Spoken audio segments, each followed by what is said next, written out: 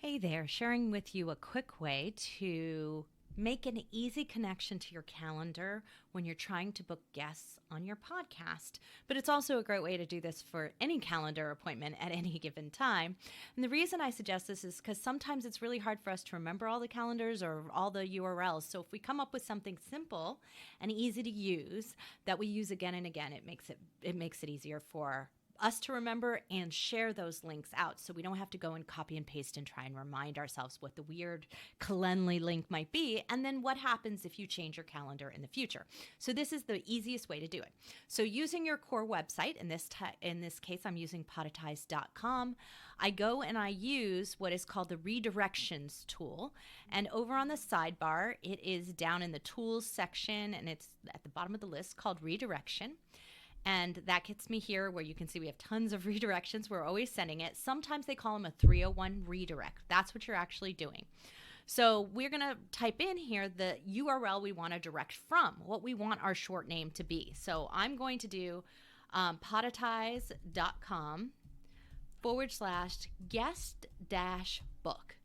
And this really is just an example, so it's not really going to my guest book page, but that's okay. Reality is you don't have to type the podetize.com because I'm in podetize.com, so I really don't have to do that. So it's just the /guest book. It's going to automatically assume I'm at my top level URL. And then I want to say an exact match in any order, because that's what I want. And the target URL that I want to go to is simply my calendar, or in this case, Tom's calendar. So now if you're in Calendly, you can see this here. This is our Calendly. We have a Teams. We have a little bit more complicated.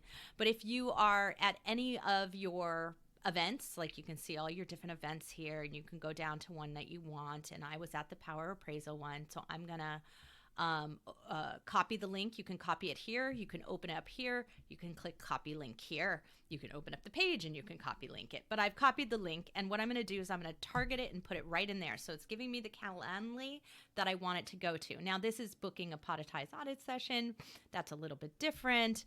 But I wanted redirections. That's actually what I want. So I'm adding a redirect. So now when I click on that, it's going to put it up and above, and it's going to put it at the very top of my list, and I can check the redirect.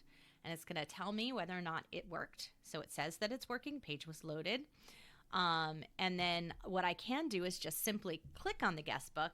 Up at the top, I'm going to see it goes straight to that Calendly page that I wanted. It's working perfectly. It's exactly what I need. So that's one way to do this. Another way to do this is to simply create a absolute URL. So like we have one that says meetwithtom.com, and you just remember that all the time. Now, when I do that in Calendly, I tend to go back to, and I'm going to just show you real quick. So this page where it says, oh, you can book a feature brand podcast interview or a strategy session, whatever's on that mini page, that's what I tend to forward my overall calendar. It gives me a couple of choices, so I can send, meetwithtom.com to, and it's to book a strategy session, book a sales call, or book a podcast interview all in one place. So that's the possibility. But what I was showing you before is how to book the exact guest booking link to be able to use a podetize.com or whatever your podcast website is named, your.com /guest-book. And you'll never forget it, or you can do it one word, guest book. And it's all easy for you to remember, so you can type it in DM anywhere and invite someone on your show really easily without having to search for it and find it.